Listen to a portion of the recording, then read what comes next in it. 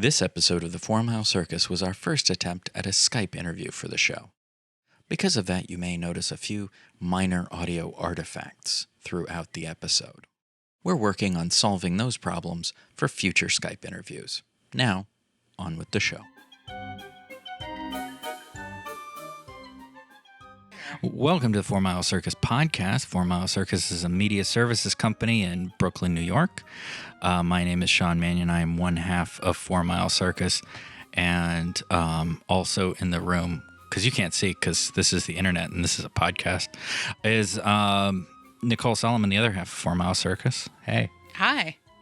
I'm Nicole Solomon. I'm the other half of 4 Mile Circus, and I'm also in the room. Yes, but not in the room, but also exciting person, because we're experimenting with doing this over Skype for the first time. Usually we do all our interviews in person. But sometimes there's a very special person who can't be in the room with us and our root beer, sadly. Yes, we have...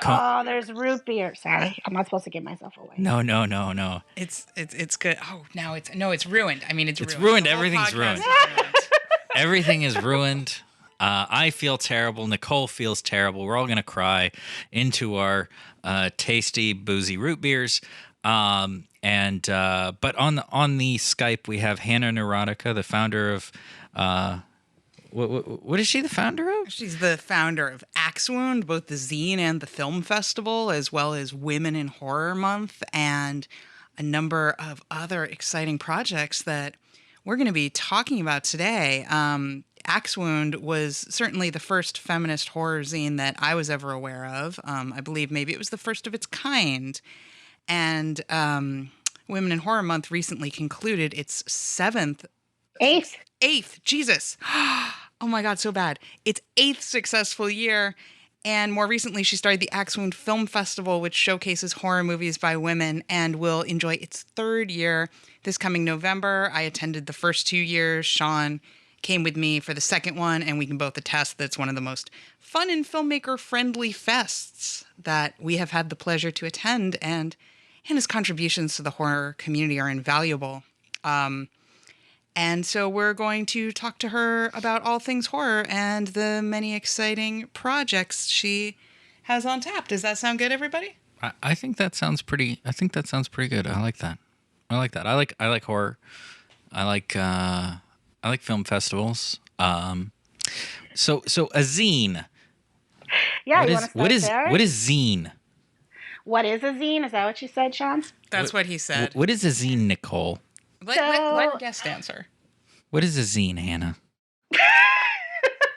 A zine is a handmade magazine. I guess basically it's created with a photocopier, Sharpies, tape. Anyone can make them, and you photocopy and distribute them. It's obviously, since internet has, in the last decade or so, zining has always been underground, but it's like more so. Although with the political state, I can get on this later. I think it's coming back.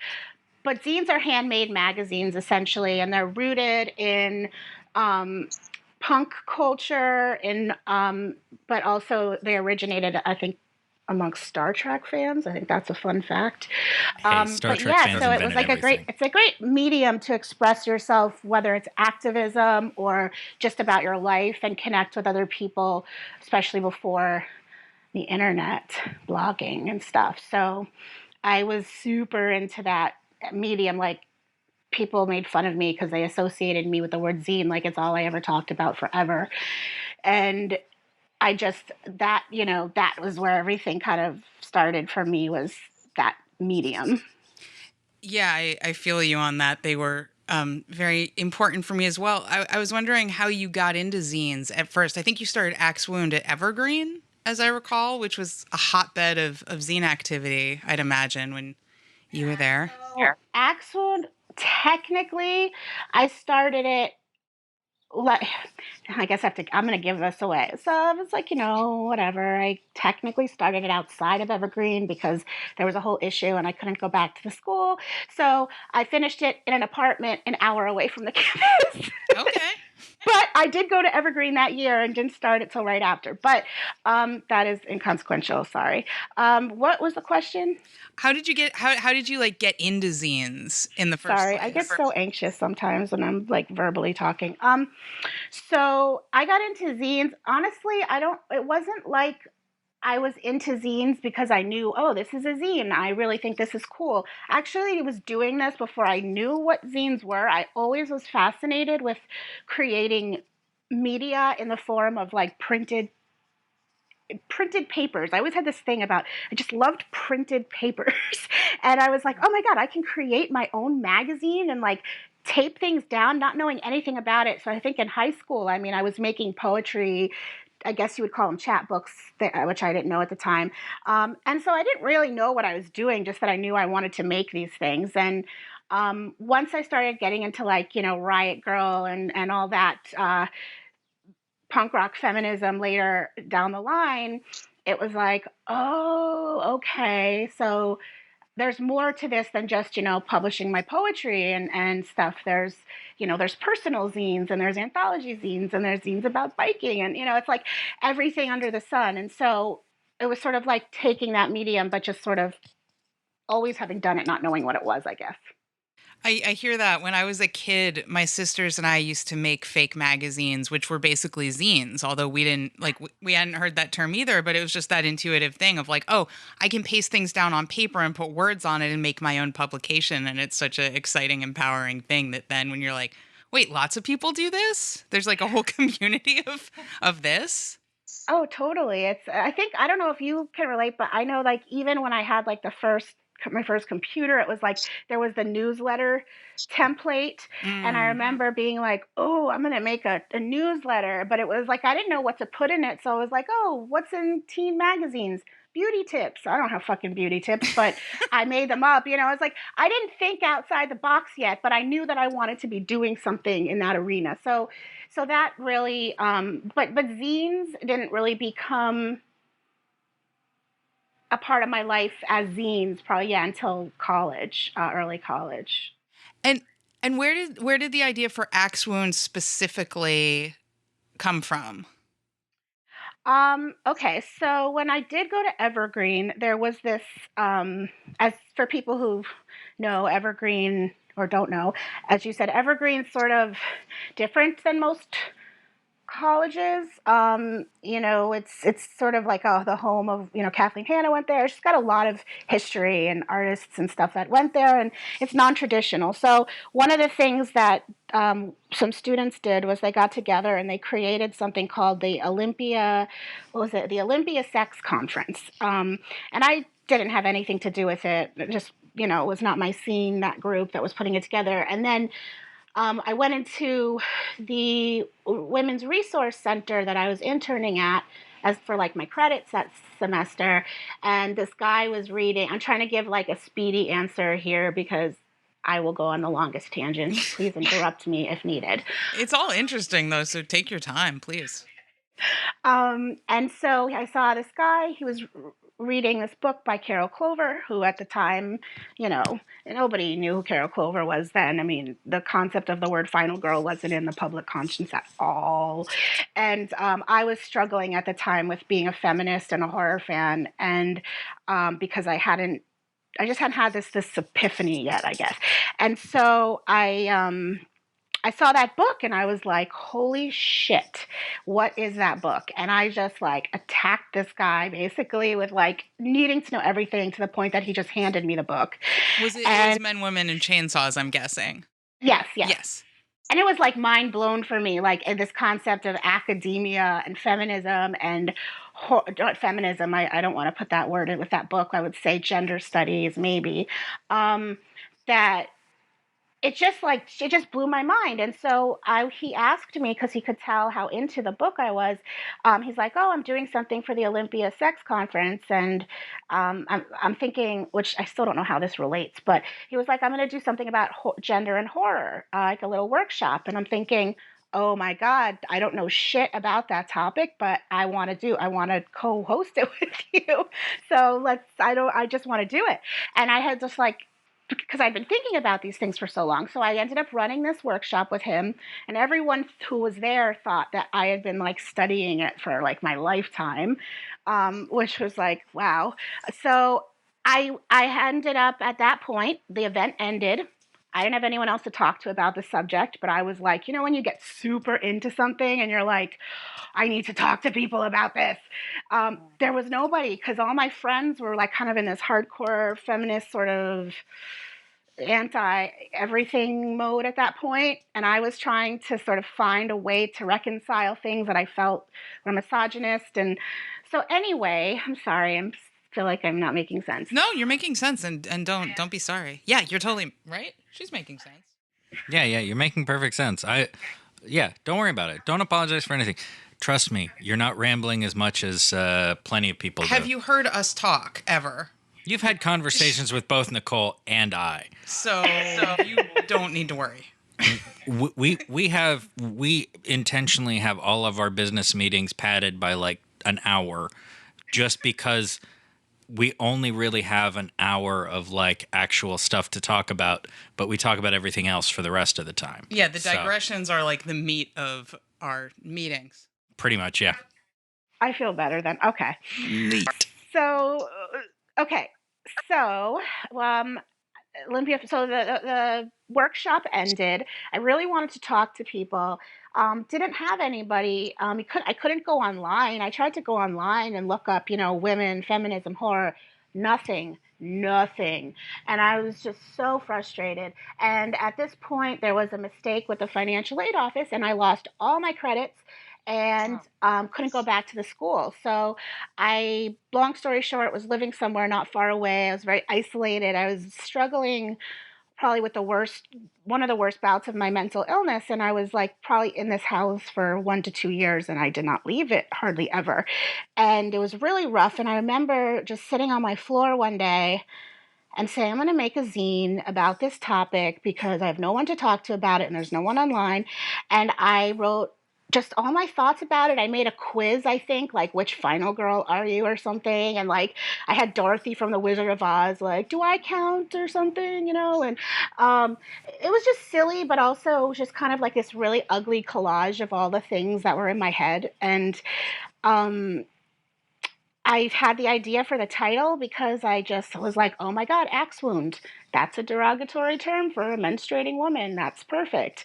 And so it just kind of, you know, came together, and I made it. I didn't know who I was going to give it to because there were like, whatever. I don't know if you guys were LiveJournal people at any point. Yep.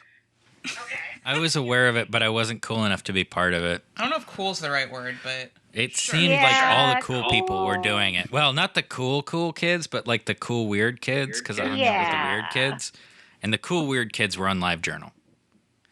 I'm speaking of live, I'm Instagram living this because I think it's interesting. Great. Just sharing.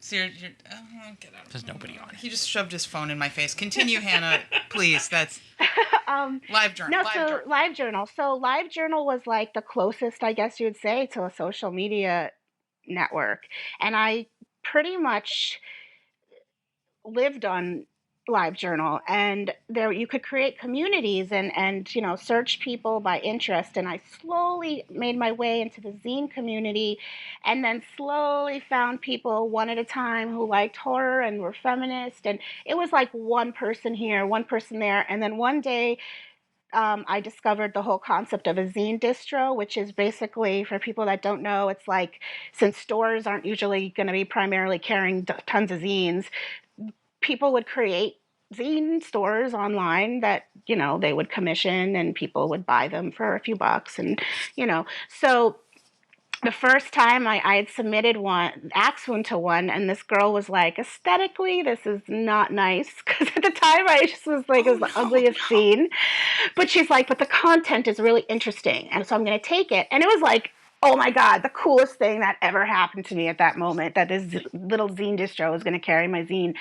And slowly, as the years went on, just kind of like person by person, I started to find people. But when I would post, like I have a memory when I went to Rue Morgue, back when Ivanka was the editor, and I posted on their message board something about it, and I was just fucking annihilated. It was like, don't mix feminism and horror. Who's this cunt? Get her off the site. Blah blah. Blah. And then Wow. somebody chimed in mid bully and said, "Whoa! I just looked at her site and she interviewed Ivanka. Maybe we should relook at this." And I was like, "Really?" And then Ivanka jumped in and like defended me, and it was like, "Oh my god, this is so stupid." I was just so like, it was just crazy. It was that hard to find people to even bring the topic up without being just assumed that I was like this quote feminazi evil bitch that wanted to ruin horror for everybody. Because that's how it was characterized. That I was just going to ruin horror for everyone. So that obviously added fuel to my fire.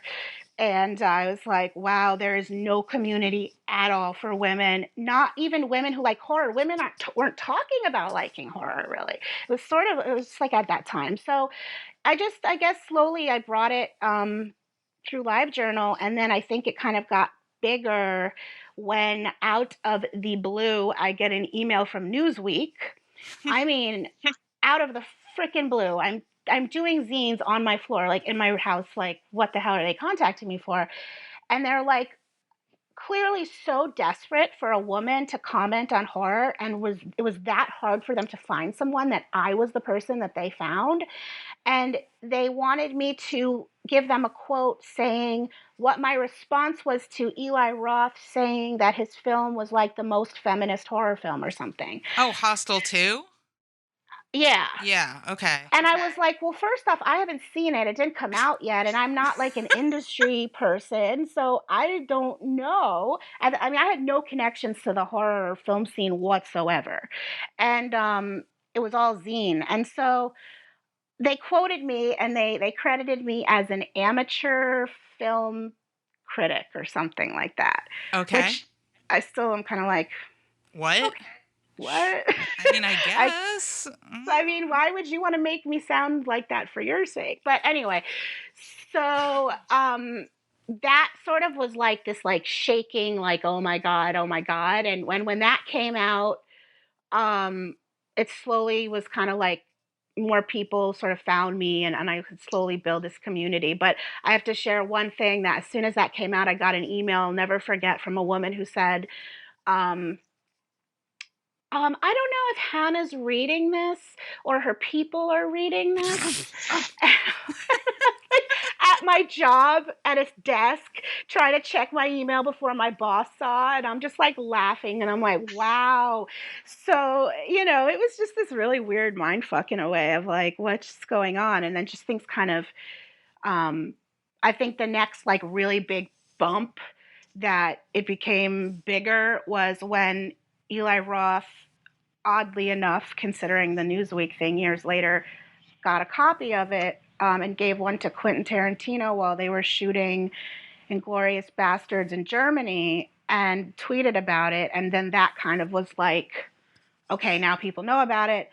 And of course, I have different feelings now about Eli Roth than I did at the time. So, but yeah, so that is the long-ish version of the zine, and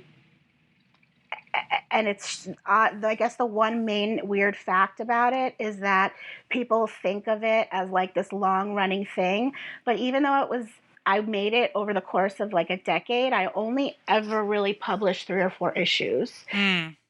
And I think it's the myth of it, the concept of it, that was what grabbed people more than the people that actually ever had a chance to see it.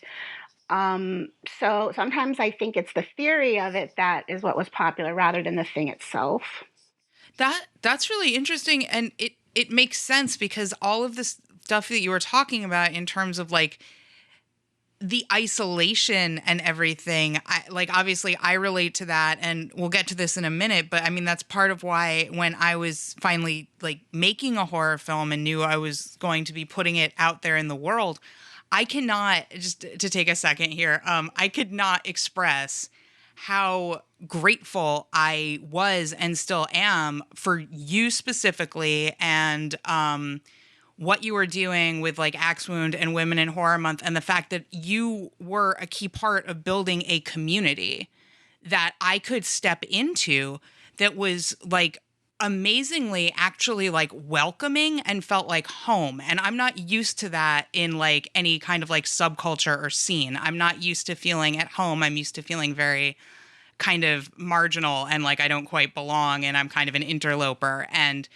with honestly the feminist horror community that's around today, it's one of the rare places where I'm like, oh, this fits, this makes sense. And like you were, from our first interaction, you were so nice to me and you were so welcoming and you were so encouraging and you weren't like, you know, scenestery or kind of like policing who's a part of this cool thing. You know, you weren't being like that at all. And like I can't express what a difference that has made for me. And I know I'm not the only person. And so like when you're talking about Axe Wound and the myth of it and the idea of it, like I've never actually read an issue of Axe Wound, much as I would like to. People haven't. But like, yeah, I mean, but the concept was so powerful because I was by myself and like reading articles about how like, I've told a lot of people this story. Like when I was writing Small Talk, I remember Jennifer's Body had come out and hadn't done well at the box office. And then there were all these articles about like, well, there just isn't really an audience for feminist horror movies or movies like written and directed by women that are horror. And that's just not really a thing. They tried it. It didn't work. And I'm just like, oh my God, really? Is it like 2010 or whatever year it is? And this is the like, we're really having this conversation. And I'm really reading an article in Entertainment Weekly where somebody is being quoted as an expert being like, well, women just go to horror movies with their boyfriends, or women go to horror movies so that they can like get scared and hold hands. And there just isn't really a base. And I'm just like, so I don't exist. You know, okay, I'm used to this feeling of like, you don't exist. All right. So it's one of those. And then I'm like, oh, but I'm not alone. There's this whole actual community that's just growing and thriving since that time, and it's amazing. And thank you for that. And I'm curious about how you went from Axe Wound and kind of the community that started fomenting around that. That obviously, like there was a hunger for that zine, there was a need for that zine, and then at a certain point you launched Women in Horror Month, which kind of further helped stake out this ground. And I was hoping you could tell us a little bit about how that happened. You have no idea the beauty of the transition I'm about to make. Okay? Okay. I'm ready. Started Women in Horror Month because it was the time Jennifer's Bodies had just come out. Okay. And I was interviewed for CBC Radio. I don't know if I've ever shared this with you, but exclusive here on the 4 Mile Circus podcast, everybody. So basically, they have me on. Well, let me back up. Before they have you on, the producer calls you and talks to you, and she's like, "Oh, what is with Jennifer's Bodies and women liking horror? What is it?" And she was just like so blown away, and I was just frustrated that someone in media was like so shocked by this. So I'm like breaking it down for her, and then she says, "Okay, we're gonna have," and this I've talked about before. She said there's going to be a panel on the live morning show. CBC, I guess, is like NPR in Canada, and Ivanka Vukovic, who was Rue Morgue at the time, was going to be on it along with another woman named, and I pause for a second because I have to burp. There we go. Okay, I'm back. Sorry. Yeah, okay, so. So they also had a third woman named Aviva Briefel, who I happened to had been a fan of because I read an article in college she wrote about menstruation and horror, and I thought it was brilliant. So it was really cool to be included in this conversation, and we're on air, and I am working at a famous feminist health organization at the time, trying to call and be on live radio in between, hoping patients are like, I'm like, my boss, please just let me be on the radio right now for like 5 minutes.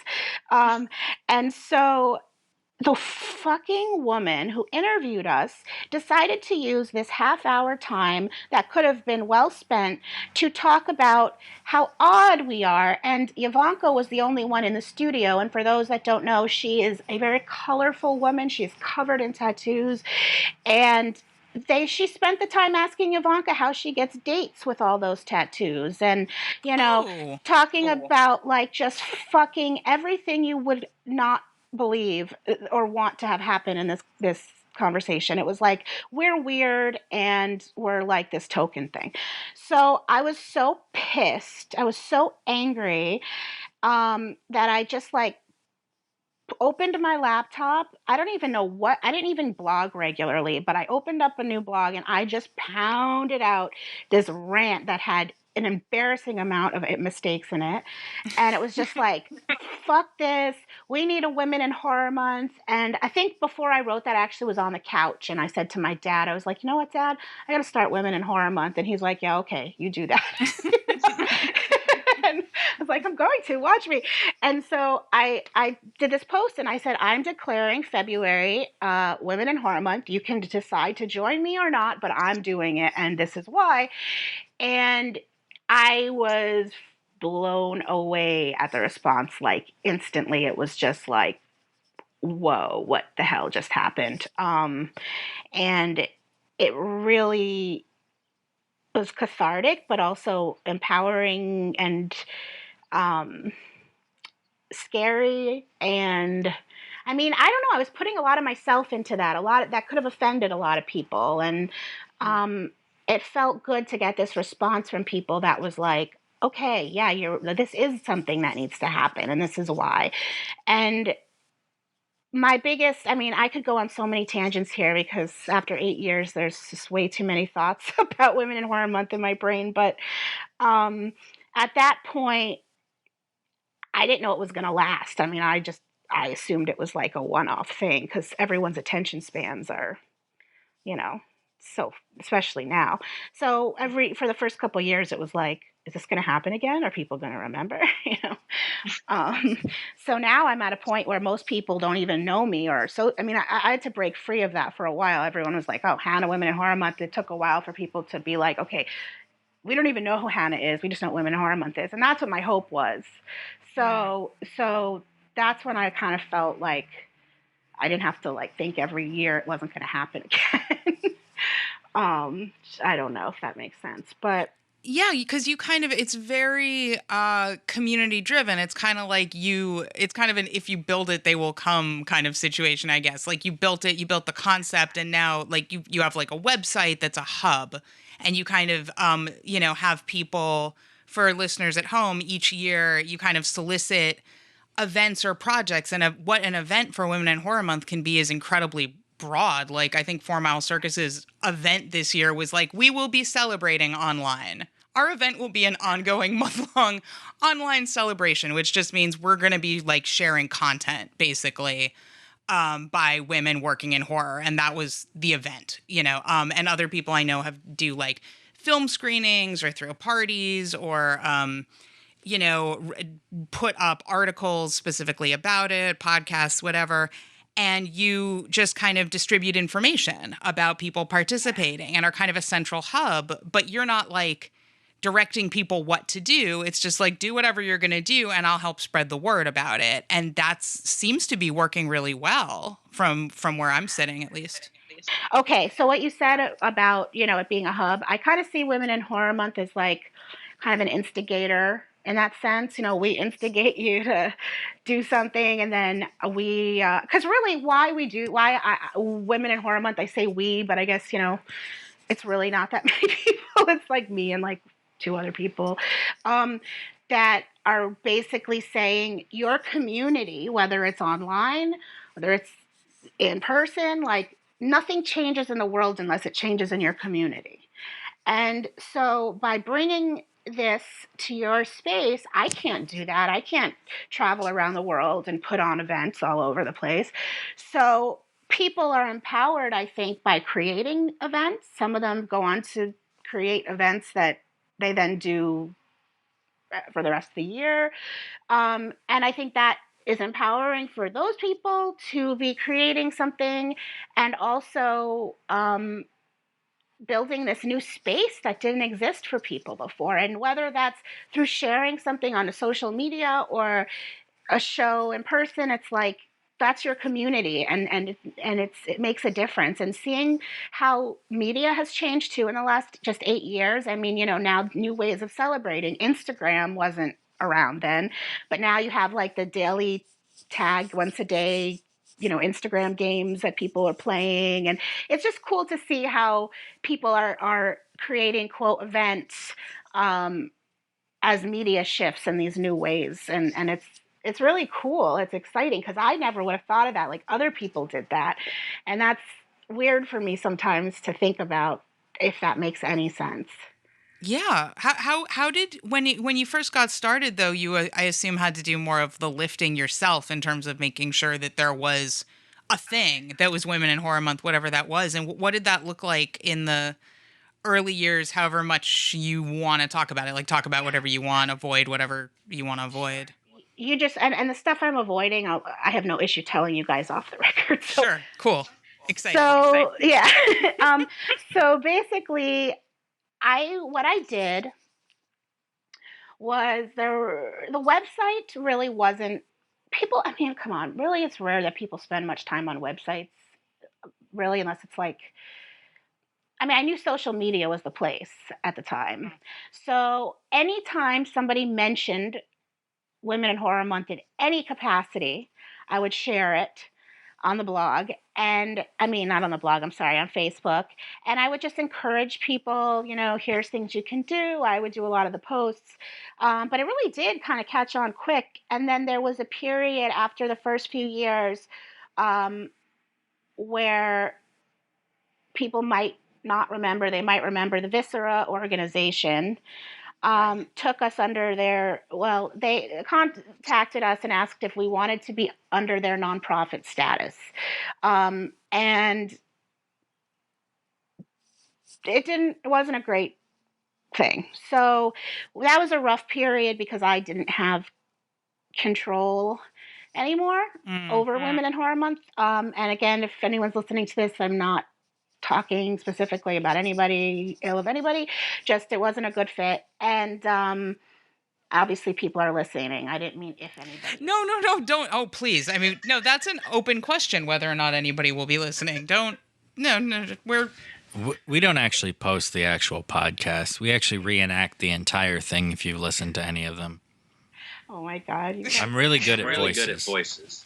I bet you do a good hand in Neurotica. I do. Just you wait. You'll find out as soon as this episode comes out. You'll be like, did I actually say any of those things? Fake news. It sounds like me. It sounds a lot like me. So just blame Sean. If anybody has issue with anything they think Absolutely. Hannah is saying, it's really Sean. I even do Nicole's voice. Yeah, you're really good at it. I'm super good at it. All the times when I sound like I don't know what I'm talking about, that's Sean. See what I just did? I sounded just like Nicole just there.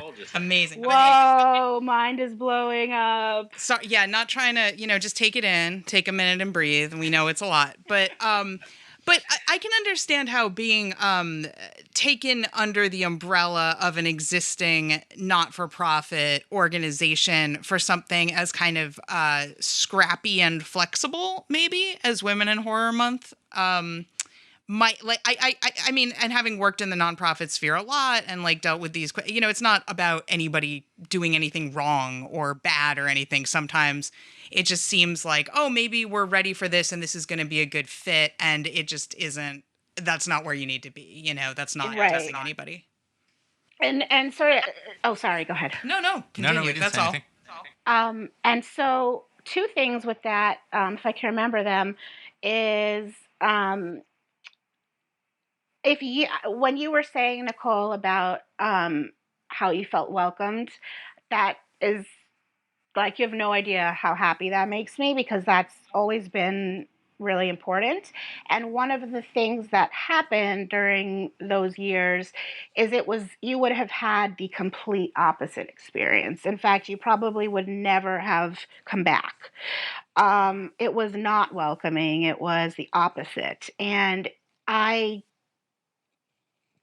didn't have the control that I needed for it to be that way. So, long story short, I Viscera ended up shutting down. I took Women in Horror Month back, which would have happened regardless. But I will say two things again. Once I took it back, that's when it started being something I understood, because up until then, it's like I didn't write that thinking it was going to be this virally kind of thing and is going to start a movement. I wasn't like prepared with a mission statement and shit. So it's like when that happened, I didn't really know what Women in Horror Month was and what I was supposed to do and not do. And so I think once we left Viscera, Mickey Hickle came on, was always there, but she really stepped up and created this, what our website is now, which is like an ongoing database. And that was just felt right. It's like, okay, you tell us what you're doing. If it fits in the mission, we're going to add it here and we're going to share it. And we're going to create this ongoing database of all these amazing things that are happening. And that feels right to me, because it's not about me. It's not about an organization. Because it's like you don't celebrate National Ice Cream Day because of to be nice to ice cream, you just want to eat ice cream, like you want to like be like, oh, I need to go talk to the founder of ice cream. So I wanted it to be something separate from me. And now that I know how to do that, I feel in control about it in a way. So I'm really glad that you found us when you found us, or at least I hope if it was during that period, I'm glad that I was the person that you got in touch with. I feel like it was at the end of the period you were with Viscera, because when I first became aware of Women in Horror Month, there was that affiliation. But that was when I wasn't really doing anything. I was just starting to I Facebooked you. I think I Facebooked you through the Women in Horror Month Facebook page, I think. Okay, maybe. I could be misremembering. In love with you as soon as I found out you were writing a film that had to do with something I was writing a film about, and you were actually making it. So I was like, oh, awesome, because I'm not making mine. And this is, not that mine is similar to yours, just a topic. But that's huge, because that was part of what was such a big deal to me. Sorry, I just totally cut you off. No, go. I don't have anything else to say. I was, because for listeners at home, as I recall, and if I'm wrong, somebody who would know, nobody's going to know except me or Hannah, correct me, but I think I Facebooked Women in Horror Month because I was working on Small Talk and I was going to be crowdfunding for it. And so I was trying to reach out to people who I thought might be interested in a film like Small Talk, which is a feminist horror film about the phone sex industry, or somebody who works in the phone sex industry, based on like my own personal experiences doing that. And so it was a very weird personal thing to be reaching out to people about. And I like Facebooked Women in Horror Month being like, hey, would like my crowdfunding campaign be something that people who follow your page might be interested in, whatever. I don't want to be spammy, but it seems like, maybe there's a connection here.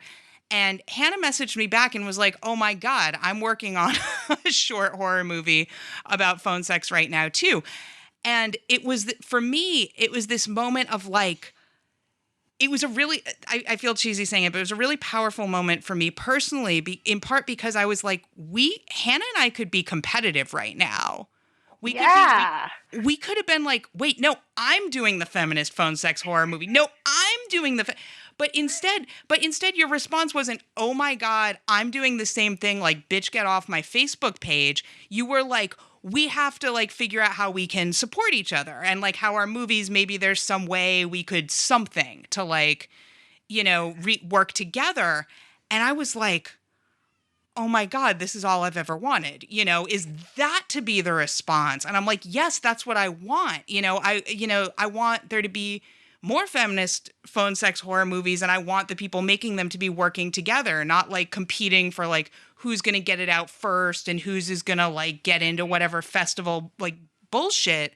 That Hannah, the fact that you like met my reaching out to you in such a like kind, welcoming way, and in the spirit of cooperation rather than a kind of negative competition. Not that competition is always bad. I think like, there can be healthy competition where people where women especially can work to better, each do like the strongest work they can do if it's like a healthy, good-spirited competition that isn't about cutting each other down. But that you were just like, this is awesome. And I was like, this is awesome. And I was so heartwarmed. And it was one of those like little moments where you get a glimpse of how the world could be, but so rarely is, you know? You're making me all like teary over here. Oh, That's so awesome that you say that, because I just, it's funny. I so remember that interaction.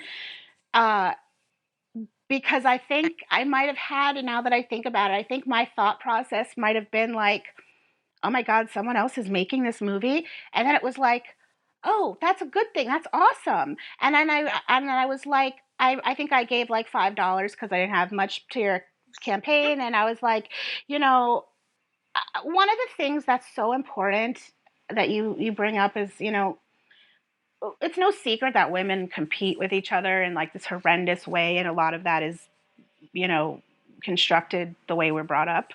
But and this also goes back to something else you said earlier about the community and the acceptance. I find that a lot of the time it's great, but I find that you still run into that, and it's hard sometimes as a woman, I think, to take pleasure in another woman's success. And I think that that's one of our biggest problems, because once we can hire each other and work together, we're creating jobs for each other.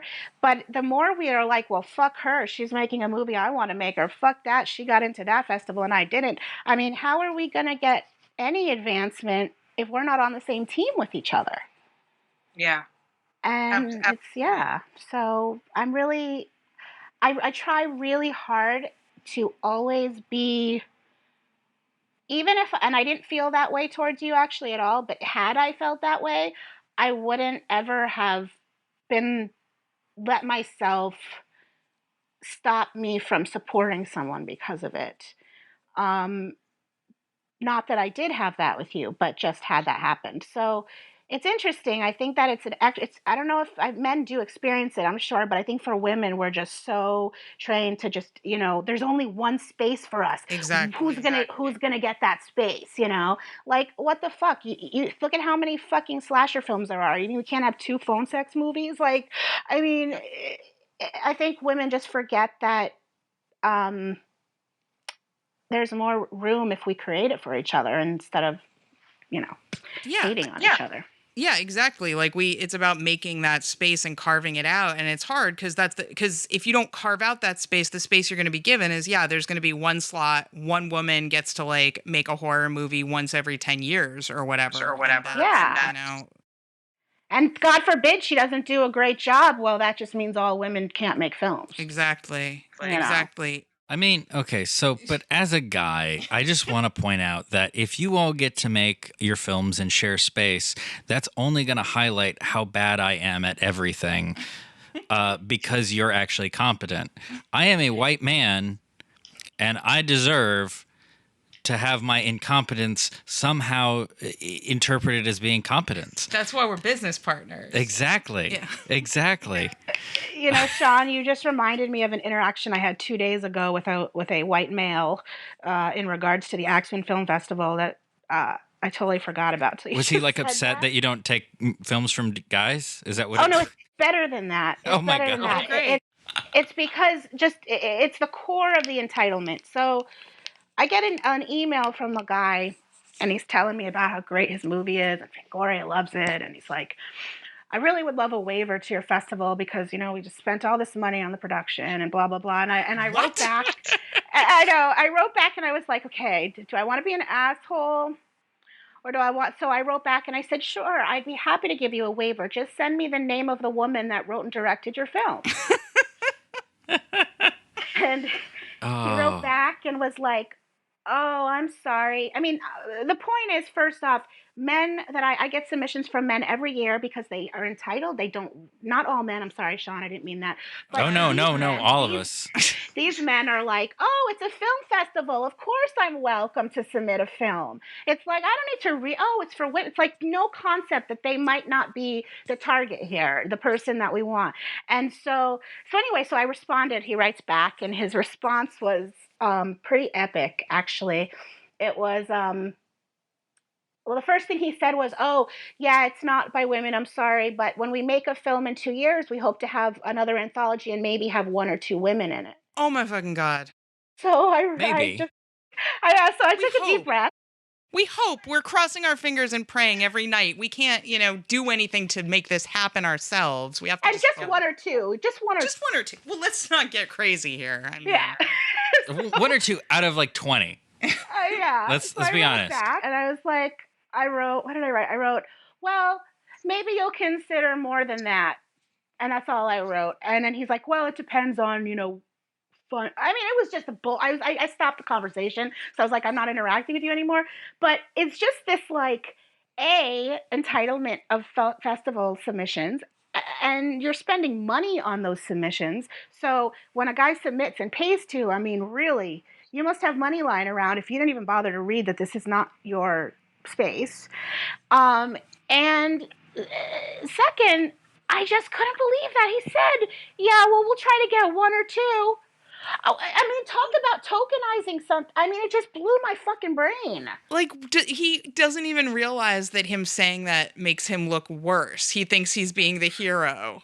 It's awesome. Yeah, like, oh, I'll pat you on the head. Well, maybe we'll do one or two. I was like, well, thanks, buddy. Like, oh, you're so generous. I'm totally a feminist. I met a woman once. Yeah, Yeah, that was That's a thing the whole that happened. story. it's amazing. There was a thing. Yeah. That's a great segue though, because the next thing I wanted to talk to you about was the Axe Wound Film Festival anyway. And because I'm curious about like both how, well, tell us and tell our listeners when and how exactly you decided to launch that. You've done the Axe Wound zine, and Women in Horror Month has been going on for some years at this point, and you decide, because you're not doing enough to like create a nurturing space for other women in horror, that you want to launch a film festival that exclusively screens films written and directed by women, which is fucking awesome. And so tell us about that. Well, so it's really funny. If you go back, I don't know if anyone who's listening has this book in their house, but Ivanka Vukovic's Horror Miscellany. And that came out many years ago, and it mentions Axe Wound Zine, and it also mentions the Axe Wound Film Festival, which, by the way, did not exist yet, but I wanted it to. And so at the time, I was like, years ago, I'm going to start this, and then I never was able to. So it's funny that, like, if you're looking at that book, people would be really confused, because it's like, wait, didn't that start like 8 years later? But anyway, so a couple reasons. So I started it because I'd always wanted to. It was my dream is always to have like a conference, like a full like women in horror convention conference con kind of thing. But I knew that was too big, so I was like, I'm going to start small. I never would have actually been able to do it if not for I was in Brattleboro. I was reading a local newspaper, and there was an article with this guy that ran the Hooker Dunham Theater, which I hadn't heard of, and he was talking about what it looked like, and the description of it sounded kind of creepy, and I was like, oh, that sounds like interesting space. And then talking about how they were open to events, and so I was like, there's something feels right about this. So I looked them up, and I saw that it was very affordable to rent space. And yet at the time I didn't have that money, but my mom's boyfriend was amazing and was like, here, I'm going to do this for you.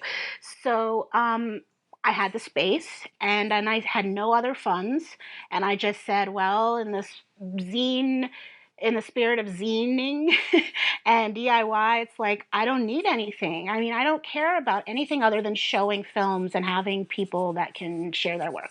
So having the space, and then I started kind of building from there, and it was very I learned a lot the hard way, but it was just like, okay, now I can do this, and that's something that I can do that's not in February, and it's another way that I can help get women's work shown and help this community in person form. And it was just as kind of a on the fly learning as I go thing every year. As you know, when you've been there, I mean, I had to learn the hard way that I didn't get to set up last year, this past time, the night before. So it was a little chaotic in the morning. And so, things I've had to learn. But yeah, it was kind of, this is the right time for this and something I've always wanted. And Axe Wound was the perfect name to tie it all together. And yeah, I can't believe it's actually going to be, now that it's going to be its third year. That's kind of crazy. What do you have? Do you have any exciting plans you can share with our listeners about what to expect year 3 if they want to come to Brattleboro in November for the Axe Wound Film Festival and meet everybody participating in this conversation right now? We'll all be there. I don't want to meet people. Well, Sean, you can throw things at Sean, spitballs. You can throw things at me. They get caught in his beard. It's a fun game. We'll have a Sean hunt. Sean will have a table set up where you can go and like pay him and he'll talk in your voice. Exactly. Yes. So that's coming. But what else is going to be at the Axe Wound Film Festival? Yeah. So other than that, this is the first year that we're going to be longer. It's going to be 1.5 days. So it's going to be Friday night and all day Saturday, which is awesome. I mean, yeah, it's going to be a little bit more on my end, but that's okay because I think it might be actually in a way less stress because I don't have to cram everything in to this one day.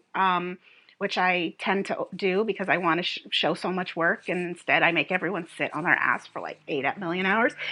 But so this year it's going to be Friday night and Saturday.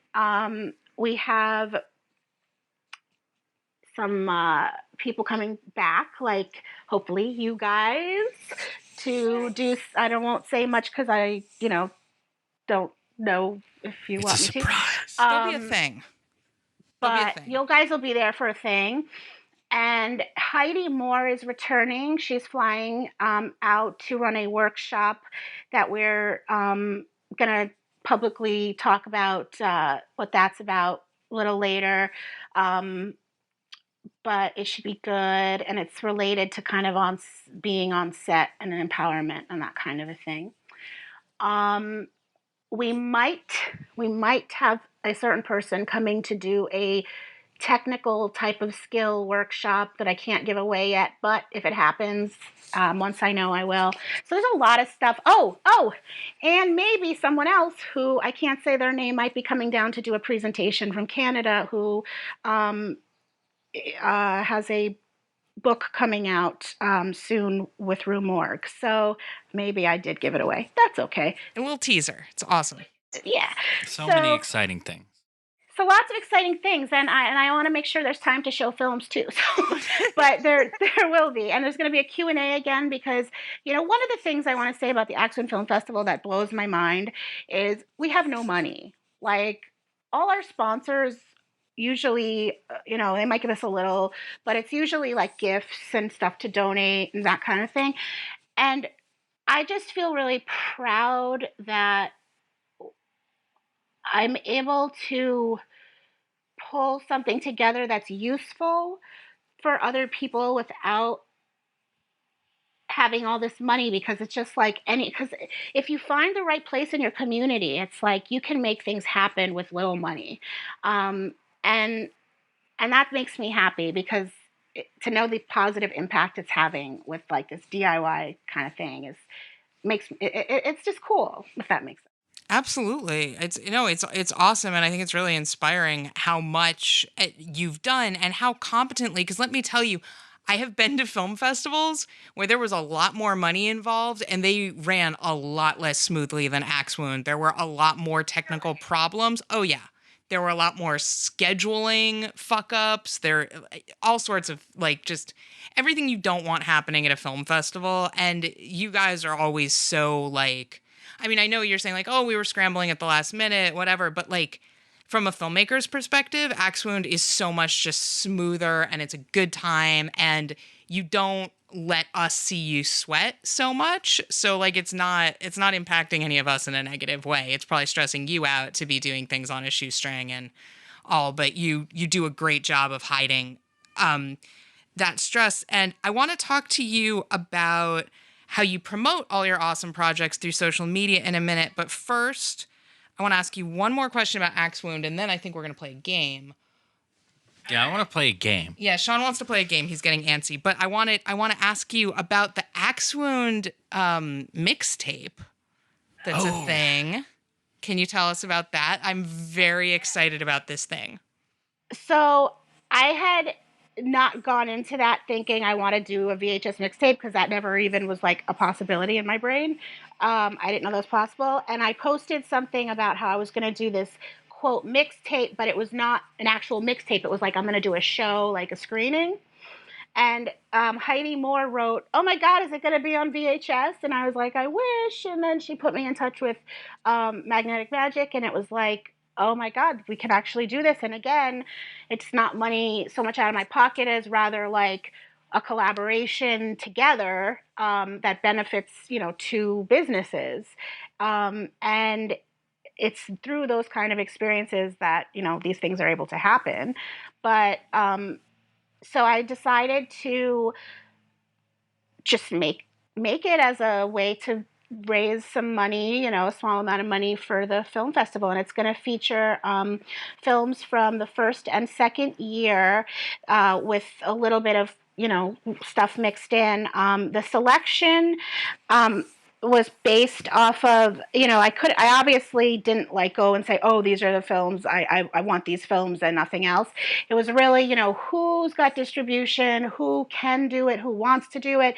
So it kind of came down to, that was a hard thing, was figuring out who was allowed to have their films on it, the timing, because with VHS, you're very limited, on your amount of time. And so there's a little stress there of, oh, I hope people don't feel left out and blah, blah, blah. But it's volume 1. So my hope is that all of the films eventually, if able, will make it onto one of these VHS tapes. And that comes out in May, end of May, early June. And we have an original content from Casey Hansen, the homicidal homemaker, who, fun fact, created that show because of Women in Horror Month and has continued to do it. So I thought it would be awesome to bring her in. That is fantastic. I am so amped for this mixtape. I've been tweeting about it and stuff a lot. I need to get one of the limited edition copies. And so listeners, if, you're hearing this, you should try to grab one of those from Magnetic Magic. We'll have them where you can also get the 4 Mile Circus Grindhouse double feature featuring Small Talk, aka 1900 Kill You, and Beneath the Black Moon. Elijah's great to work with too. The guy at Magnetic Magic. He's super fun. He was mean to me on Twitter. I was like, oh my God, I need one of these. And he was like, no, none for you. You don't get one. Okay, in fairness, that's because I told him you're a jerk. I just wanted to say also, I didn't tell people yet, so it is here for the first time. We are going to be selling, for people that buy those rare copies, it's going to come with some goodies. It's going to come with a miniature new Axe Wound zine. And some rare temporary tattoos and some stickers and things from filmmakers. So it's kind of got some swaggy stuff in there as well. Just to sweeten the pot. Good buy. That is fantastic. Well, Hannah, we've been taking up a lot of your time. If you have a little more time, we're going to ask you a few more questions. But first, let's have a game break. Let's play a game. Okay. Are you guys ready for the game? What's the game? Well, this game, I have high expectations for success with this game because this is the Women in Horror trivia game.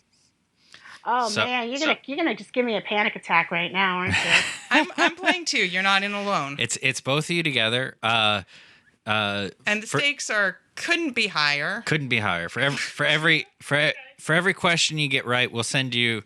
What's the prize? We'll send you the Chris Cafaro postcards. I'll send you. Send you some postcards. You don't have to send me anything. I just don't want to sound stupid. Trust me, you won't. You're not going to sound stupid. Have you heard who you're talking to? And also, my questions aren't fair in the first place. So sweet, that's what I want to hear. You won't sound dumb. I'm just going to sound like weirdly specific and like a jerk. Okay. So So let's jump into it. First question: what was director of American Psycho, Mary Harron's career prior to becoming a filmmaker? A music journalist. B, a Marine. C, a hairdresser. D, all of the above. So Do we have a buzzer here, or are we just no, kind you of? just both take a turn and It's just guess. completely like there aren't clear rules, and it's Oh chaos. God. I mean, do you? I'm pretty damn sure she was a music journalist. That's what I would say because it seems like the most. It's either that or it's all of them. I'm mad because I knew this at one point because around the time that film came out, I was reading a lot about her, but I'm pretty damn sure she was a music journalist. And the I'm answer is gonna go with that. Is you going to go with that too? Yeah. And that is correct. Yay! She was a music journalist. We won. So Congratulations. question number 2. What project from the directors of American Mary and also what are the sponsors of the Axewound Film Festival, the Soska sisters, has Sean, that's me, previously listed as one of his favorite things on this show? Was it A, ABCs of Death 2, B, Hellevator, C, Crying Alone in the Dark, or D, Master Chef Junior? Well, considering your question had the word show in it, I'm going to have to go with Hellevator because that was the only one that was a show. Yeah, what the fuck, Sean? Did I say show? I meant project. Yeah, well... Fail! Considering I was sitting right here when you did it, I'm also... Is that what I said, show? Yes, and also, but when you shared this favorite thing, I was right here. Yeah, you just have to remember. Yes, I'm gonna go with Hellevator as well. Hellevator is correct. Oh yay, we won again. Awesome. See, it's not so hard, except for maybe this one. So, final question in our Women in Horror trivia. Through her marriage to Christopher Guest, what title does Halloween actress Jamie Lee Curtis hold in the British ranks, or I believe it's called British peerage? Is it A, Countess, B, Princess, C, Baroness, or D, Murderess? Oh. And this is according to who? This is in the British ranks.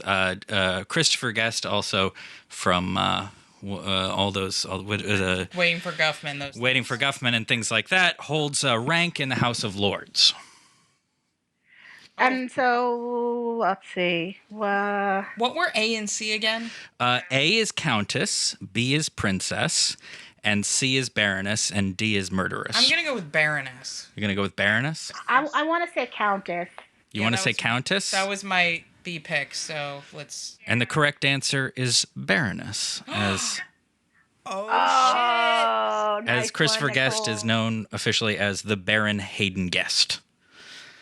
And used to actually have a seat on the House of Lords until they changed rules. I don't even really understand what the House of Lords is. So you know how we have the Senate and the House of Representatives? Yes. So they have the House of Commons and the House of Lords. And But the House of Lords is basically like wealthy landowners. It's not a decision-making body, though, right? The House of Commons has more power, and the House of Lords over the last few centuries has lost more power and is more sort of what do you call it, ceremonial almost. But the House of Commons are all elected, and usually the ones you hear them talk about.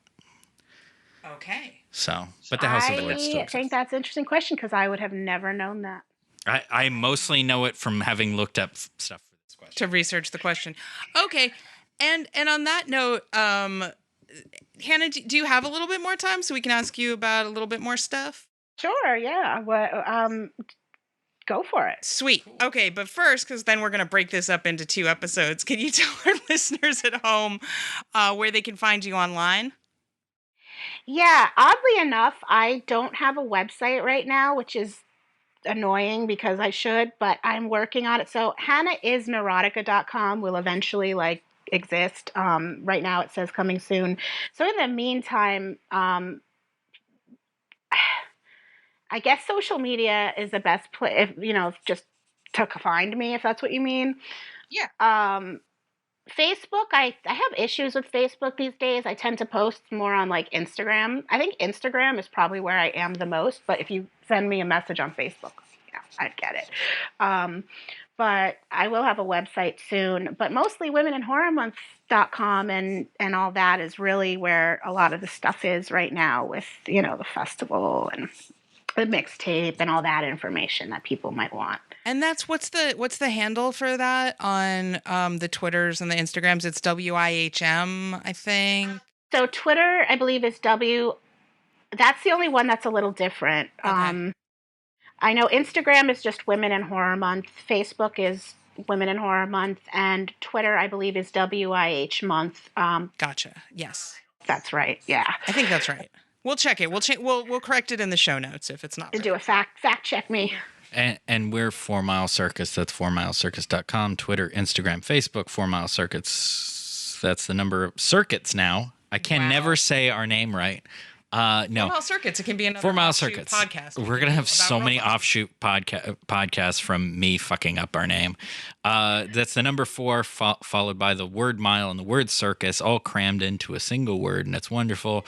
And we will be talking more with Hannah next time, so join us then. Yes.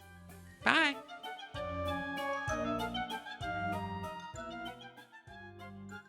If you like what you heard, please subscribe to us on iTunes, SoundCloud, or your platform of choice. Please visit us at 4milecircus.com to learn about our other projects and services, and be sure to follow us on Twitter, Facebook, and Instagram at 4 Mile Circus.